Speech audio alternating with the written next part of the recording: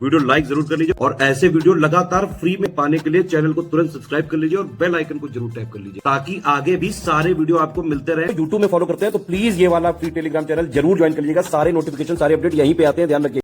Hello everyone, welcome to study for civil services. I am Ichha Mishra और ये video series हमारी GS के mains के लिए इम्पॉर्टेंट क्वेश्चंस की चल रही है। ये हमारे जो क्वेश्चंस हम डिस्कस कर रहे हैं इसमें वो बाइलिंगुअल हैं। अगर आप इनको अच्छे से फॉलो करेंगे तो आपको एक आइडिया मिलेगा कैसे आपको आंसर करना है एग्ज़ाम में, और डेफिनेटली आपके लिए बहुत हेल्पफुल होगा। इसको स्टार्ट करने से पहले मैं आपको बताना चाहूँगी कि आप हमारे पेड ग्रुप से भी जुड़ सकते हैं। यहाँ पर यूपी पीसीएस के द्वारा कंडक्ट कराए जाने वाले एग्ज़ाम्स जैसे पीसीएस, आरओ, एआरओ, बीईओ, इन सभी के लिए आपको पेड कोर्सेज मिल जाएंगे। साथ में एचसीएस, बीपीएससी और यूकेपीएससी के लिए भी कोर्सेज अवेलेबल हैं।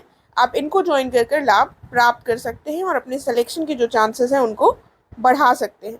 और इनसे संबंधित कोई भी जानकारी आपको गिवन नंबर्स पर मिल जाएगी।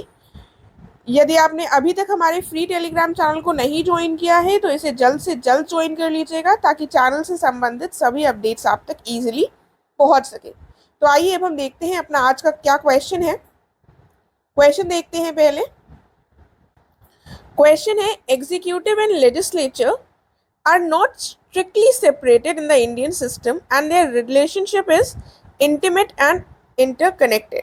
यानी कि भारतीय व्यवस्था में जो कार्यपालिका और विधायिका है इनको स्पष्ट रूप से पृथक नहीं किया गया है, अलग नहीं किया गया है।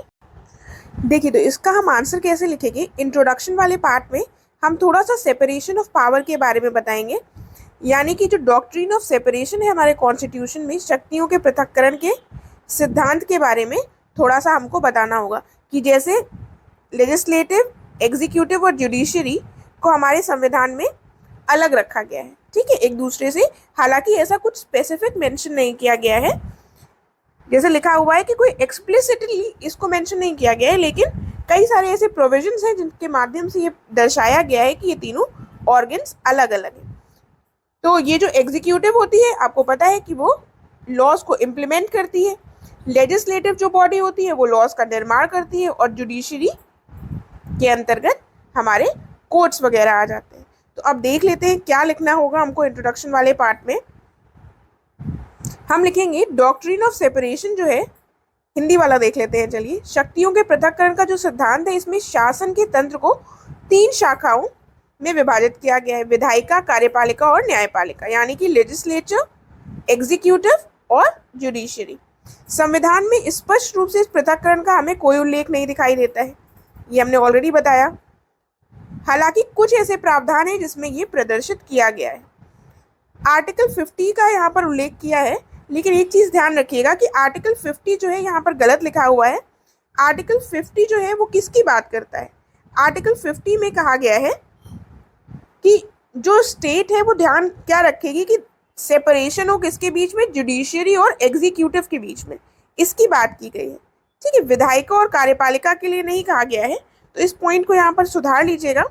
और क्वेश्चन भी हमारा किसके लिए है, एग्जीक्यूटिव और लेजिस्लेचर के लिए। तो अगर आर्टिकल 50 को आप यहाँ पर नहीं भी मेंशन करेंगे तो कोई प्रॉब्लम नहीं है। अगर आपसे सेपरेशन ऑफ पावर के ऊपर क्वेश्चन हो डायरेक्टली तो आप आर्टिकल 50 बता सकते हैं, क्योंकि वहाँ पर हमको थोड़ा सा जुडिशरी के बारे में भी बताना होगा।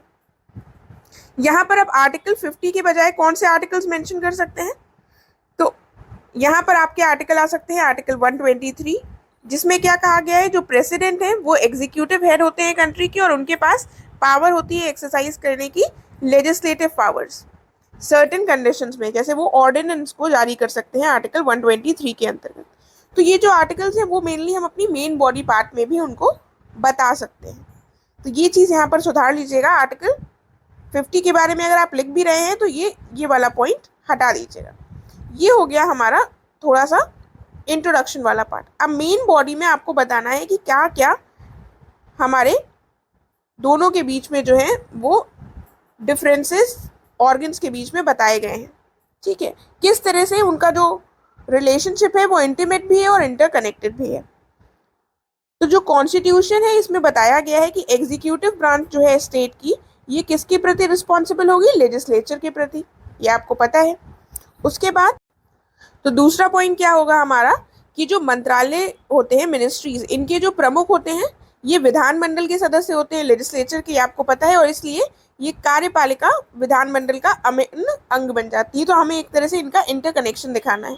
अगला पॉइंट क्या है, विधायिका द्वारा क्या किया जाता है, लेजिस्लेचर के द्वारा संसदीय समितियां, प्रश्नकाल, संसद में बहस और चर्चा, ये सारी चीजों का प्रावधान होता है। इसके माध्यम से भी कार्यपालिका का हमें अप्रत्यक्ष उत्तरदायित्व दिखाई देता है लेजिस्लेचर यानी कि विधायिका के प्रति। यही इंग्लिश में लिखा हुआ है, लेजिस्लेचर के प्रति जो एग्जीक्यूटिव है इसको कैसे अकाउंटेबल ठहराया जा सकता है, पार्लियामेंट्री कमिटीज के माध्यम से, क्वेश्चन आवर के माध्यम से, डिबेट और डिस्कशंस के माध्यम से, जो कि पार्लियामेंट में होते हैं। आगे क्या दिया हुआ है, आगे कुछ हम और पॉइंट्स डिस्कस करेंगे। जो एग्जीक्यूटिव है, मैंने आपको ऑलरेडी बताया, ये क्या करती है, ये इम्प्लीमेंट लॉज करती है, इम्प्लीमेंट करती है कानूनों का, पॉलिसीज को फ्रेम करती है, जो कि किसके द्वारा बनाई जाती है, लेजिस्लेचर के द्वारा बनाई जाती है। और हमारे कॉन्स्टिट्यूशन के द्वारा ये पावर्स किसको दी गई हैं, लेजिस्लेचर को दी गई है ये फंक्शंस करने की, यानी कि कानून बनाने की पावर दी गई है लेजिस्लेचर को और कानून को इम्प्लीमेंट करने की पावर दी गई है एग्जीक्यूटिव को। और लेजिस्लेचर के अंतर्गत ही आपको पता है कि गवर्नमेंट लेजिस्लेचर का ही पार्ट होती है। तो इस तरह से दोनों इंटरकनेक्टेड हैं। तो उसी को, ये आपको पॉइंट्स पता होंगे, बस आपको इनको थोड़े से एग्जाम्पल्स के साथ आपको एक्सप्लेन करना है। अगला पॉइंट क्या है, विधायी शक्ति जो है, जो विधानमंडल के पास निहित है, कुछ परिस्थितियों में कार्यपालिका के द्वारा प्रयोग की जा सकती है, जो हमने ऑलरेडी एग्जाम्पल डिस्कस किया। आर्टिकल 123 ऑर्डिनेंस की पावर जो है ये प्रेसिडेंट के पास है, और प्रेसिडेंट हमारे एग्जीक्यूटिव के हेड होते हैं, और ऑर्डिनेंस को मेनली कानून बनाने की पावर हमारे लेजिस्लेचर की होती है, लेकिन ऑर्डिनेंस के माध्यम से जो एग्जीक्यूटिव होता है वो भी इस शक्ति का प्रयोग कर सकता है कुछ परिस्थितियों में। उदाहरण के लिए राष्ट्रपति या राज्यपाल जो है ये अध्यादेश जारी कर सकते हैं जब विधायिका का सत्र नहीं चल रहा होता है। ठीक है, तो आप चाहें तो यहाँ पर आर्टिकल भी मेंशन कर सकते हैं। आर्टिकल 123 हो गया हमारा सेंटर के लिए और 213 हो गया हमारा स्टेट के लिए। तो अगर आप आर्टिकल्स चाहें तो वो भी मेंशन कर सकते हैं। ये पॉइंट्स हो गए। उसके बाद ये हमने पूरा शो कर दिया इन पॉइंट्स के माध्यम से कि रिलेशनशिप दोनों ऑर्गन्स के बीच में कैसे इंटरकनेक्टेड है।